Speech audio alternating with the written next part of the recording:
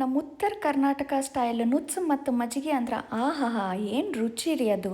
ಮತ್ತು ಅದು super healthy food ಅಲ್ರಿ. ಬರ್ರಿ ಮಾಡೋಣ.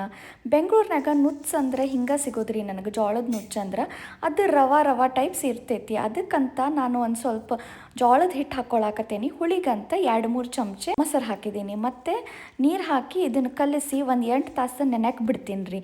8 ತಾಸು ಆದಮೇಲೆ ಭಾಂಡಿ ಎತ್ತಿ ನಾನು ಗ್ಯಾಸ್ ಮೇಲೆ ಇಟ್ಟು ಅದನ್ನು ತಿರುಗಿಸ್ಕೊತ ಇರ್ತೀನಿ ರೀ.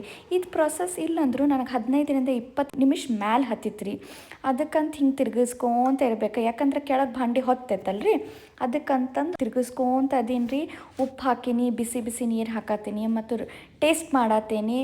ಏನಪ್ಪ ಉಪ್ಪು ಕಮ್ಮಿ ಆಗೈತೋ ಏನೇನೋ ಕುದ್ದಿಲ್ಲ ಅಂತ ನೋಡಿಕೊಂಡು ಮತ್ತೆ ನೀರು ಹಾಕಿ ಮತ್ತು ಹಿಂಗೆ ತಿರುಗಿಸ್ಕೊತ ಇದ್ದೀನಿ ರೀ.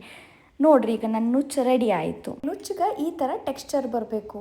ಅದಾದಮೇಲೆ ಮಜ್ಜಿಗೆಗಂತ 2-3 ಚಮಚೆ ನಾನು ಮೊಸರು ಹಾಕ್ಕೊಂಡು ಒಂಚೂರು ಉಪ್ಪು ಧನಿಯಾ ಪುಡಿ ಹಾಕ್ಕೊಂಡು ಮಜ್ಜಿಗೆ ಕಡ್ಕೊಳಕತ್ತೀನಿ ರೀ.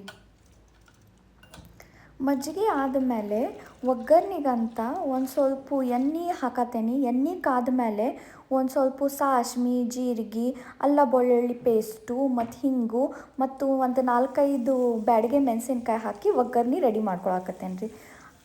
ಆಮೇಲೆ ಒಗ್ಗರ್ನಿ ನಾನು ಮಜ್ಜಿಗೆಗೆ ಹಾಕೀನಿ. ಈಗ ಬಿಸಿ ಜೊತೆ ಯಾವತ್ತೂ ಮೊಸರು ಮತ್ತು ಮಜ್ಜಿಗೆ ಉಣ್ಣಬಾರ್ದಂತಾರಲ್ಲ. ಬಟ್ ನನಗೀಗ ಭಾಳ ಹಸು ಆಗೈತಿ, ನಾ ಹಂಗೆ ಹನ್ಯಾಕಿ ನೋಡ್ರಿ. ಈಗ ನೀವು ನಿಮ್ಮ ನುಚ್ಚನ್ನು ಮಜ್ಜಿಗೆ ಇಲ್ಲಾಂದ್ರೆ ರೊಟ್ಟಿ ಖಾರ ಎಣ್ಣೆ ಜೊತೆ ಹಣಿರಿ. ನಾನು ನಿಮ್ಗೆ ಸಿಗ್ತೀನಿ ನನ್ನ ನೆಕ್ಸ್ಟ್ ವೀಡಿಯೋನಾಗ. ಅಂಟಿಲ್ ದೆನ್ ಟೇಕ್ ಕೇರ್, ಬಾಯ್.